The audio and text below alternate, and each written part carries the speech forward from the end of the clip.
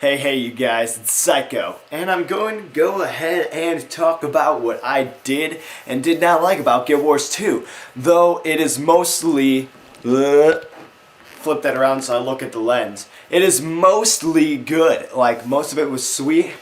Now, I know a lot of people were upset about all the lag, and that's always happened to me in betas. I wasn't upset about it, I just dealt because I knew they'd fix it, and essentially they fixed it for the most part. Obviously, things got bad when there's large amounts of people, but that's how it is on a lot of games, and that takes a lot of time just to fix and smooth out the cracks. As for character models, they were all great.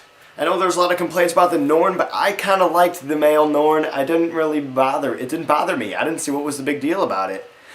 It was just a bigger guy. Like, what's the difference? They look just like men. I don't know. As for World v World, it was extremely annoying at low levels.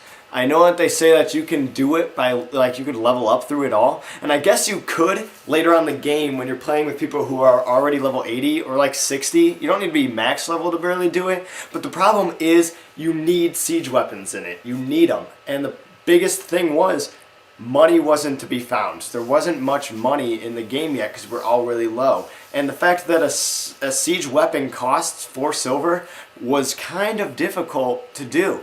It required you to just take chunks out of like 10% of your money. You just lost 10% of your money just so you could siege. And if it didn't successfully do it, you were just out. You just lost money. So a lot of people didn't know how to play. People would just bash at the door, and that's not what you had to do. You needed siege weapons, and they weren't very easy to come across. But another big problem was you couldn't get very many waypoints in the game because not many people upgraded them because you only had 1 day each server switch. So I would like to see them do a 3-day server thing. I know that there's people who overpower, but the thing of the matter is I didn't think a lot of servers knew what they were doing in the beginning.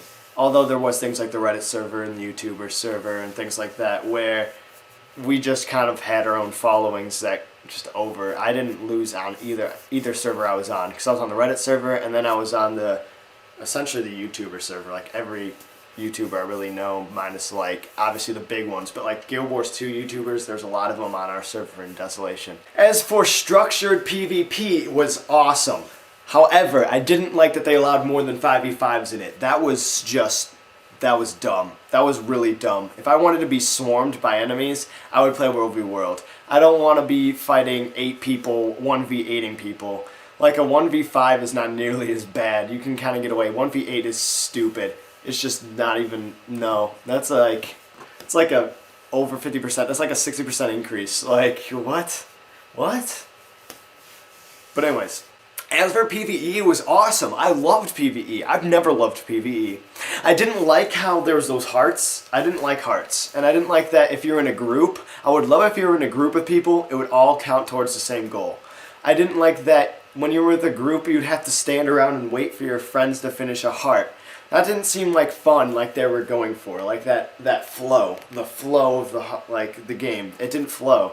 Because I would be standing around waiting for friends, or friends would be standing around waiting for me. That didn't seem cool. However, dynamic events were awesome.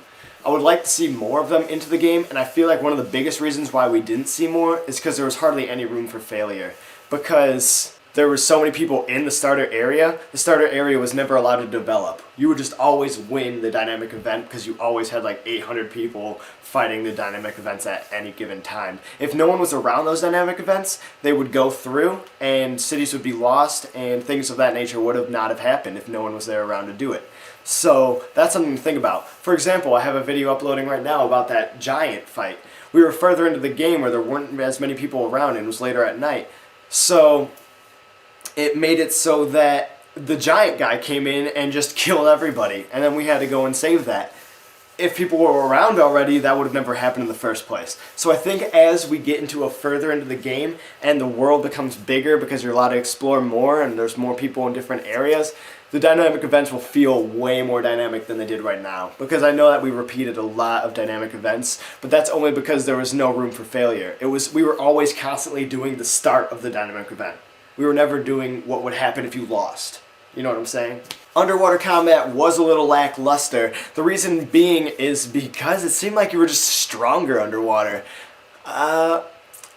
And then it was very easy to get swarmed. You kind of got very disoriented where you're at, and they put so many enemies in the area that sometimes you'll end up being in these huge fights. Luckily, they give most people AoE attacks that will allow them to take out multiple enemies, namely because you are fighting on a 3D axis. However, I did enjoy it still, and I definitely was happy that they added it into the game. I just feel like they could develop it further. As for builds in the game, they aren't as dynamic as I wanted them to be. There isn't as many choices as I thought there might be. I know that I'll be able to make very powerful builds for you guys, but they definitely won't be as powerful as they could be. The fact of the matter is utilities aren't as good as I was hoping them to be. They're so high on cooldown that you can't really use them to formulate a proper skill build unless you're playing something like a spirit build, minion master build, or a turret build, or a battle standard build. Like things of that nature where you're holding stuff or you're keeping stuff around. Those are really the only builds that are like super awesome. And sadly they're all really cliche for the most part. However, there's still lots to do. You have to put armor into the thought of your build, and I definitely think that I'll be able to make some things where you do use your utilities and multiples of them, not just all three of the same. They kind of force you to. That's the biggest problem with the PvP, is they kind of force you to either go all signets, or go all wilderness survival skills, or go all traps, or all spirits, because that's how they set up their traits. So that's my biggest gripe with them there, because that's kind of a little annoying. But I think that I can find a way around it. It's just going to take me some time, and that's why I mainly play PvE. The PvE really grabbed me in this, and I didn't get as much footage as I was hoping to get, but that's just because I was having too much fun. I'm really sorry. As for the jumping puzzles, those are really sweet. I'm horrible at them. Tube was giving me the hardest time, Tube Elephant, when I was doing it. Like, he was just like, haha, you stink, haha. And I'm just like, shut up, man, why are you doing this? And like, it was a lot of fun though. So I definitely did like that as well. They were just very challenging, and it took you a second to find where things were at. Now, I do think that they did put only one core. Only one of your core processors would work. So that's one of the biggest reasons about their lag, and I definitely wasn't happy with that. I feel like the movement speed was I felt slow. I didn't like it. Traveling to places felt a little bit too tedious, and like you were forced to get. Every character almost had a signet that would give them 10% speed. That 10% speed put you at the speed that you felt like you should have been moving in the first place. I don't know if everybody else felt that way, but when you had the 10% speed bonus, it just felt right. You felt like you were moving the right speed. When you didn't have it, it didn't feel like that anymore. You kind of felt like you were slugging around a little bit. So I don't like that. I felt like I had to carry that whenever I wanted to travel anywhere. Waypoints are really sweet. I like that they can test them when there's a lot of things going by, so you can't just all warp to that spot, or if you die at a dynamic event, you just warp back. That's really cool. Like that they also put that in Worldview World. That is going to be a lot of fun. Now, I did talk about in one of my other videos about the Char and why I don't really like their character model out of all of them. The reasoning being, they kind of look like hunchbacks. They're like Igor, they're Igor. They're like, they just like walk around and like, it just looks a little silly to me. They just have this weird sway to them that it doesn't look right. I do like them. I'm definitely going to make characters of them, but humans and probably Sylvaria are going to be the ones that I mostly make, just because I really like the character models, and humans are just my favorite race. Don't judge. I just like them. I'm racist to humans. Now I'm going to be making a 8-part series where I just talk about PvP and the classes and what they're good at, what they aren't, if they are very good in the game, and what you need to do to make them good, because there are some classes that aren't. I found that in PvP, it was kind of whoever could have as much healing on them as possible would generally win. As you could tell with that ranger build, I had so much healing that it didn't even matter. I could have like 0 toughness and I would still just dominate, you know what I mean? Like, healing was definitely the way to win. So it kind of gimps people who can't. And I kind of, inside, I didn't want to believe that that would happen, but we kind of all knew, if you think about it, that would happen. Characters who had more healing of their own would be able to win.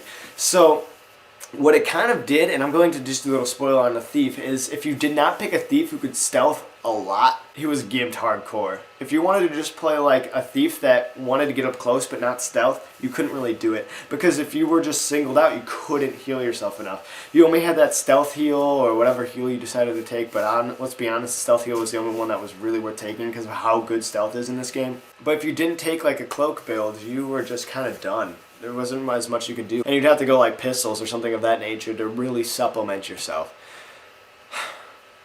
Like crit guns is really good. I'm making a crit gun build because it is powerful. The fact of the matter is, the second skill on guns and thief is so strong. The fact that you can render 150 of their armor off is awesome. Like, that's a lot of vulnerability. And you can just keep applying it for a very long time. And then once you have skills, like you can boost your stuff by activating signets and stuff like that. You activate a signet, oh, 2 more initiative, that's another shot. Like, you can get, if you add that into your build, I bet you could shred off 250 of their armor and then they'll just die. They'll just die. I really want to play again. Like, I want it to come off BWE. I want BWE, I want it back. So that's essentially, let's pull everything together. I still want to play. Like, I'm dying to play right now. I just want to play it. It's a really good game. I am worried about endgame. I'm super worried about endgame. What are we going to do? If you don't want a PvP, what are we going to do? I, for one, am fine PvPing Guild Wars 2 for the rest of my life. But I really like the PvE and I would love to play some more of it. But the fact of the matter is there is only so many dungeons.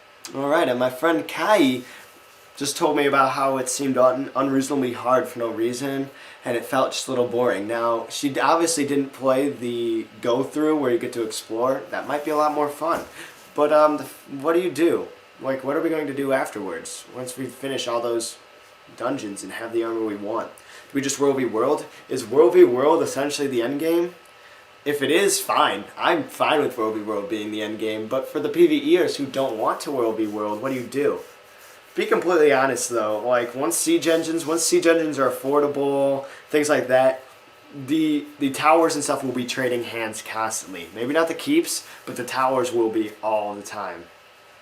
Let's go ahead and talk about World v World a little bit more in depth because I really did enjoy it. Or maybe we'll save that for another video. Thank you so much for stopping by, you guys. It's been a good time. Peace out.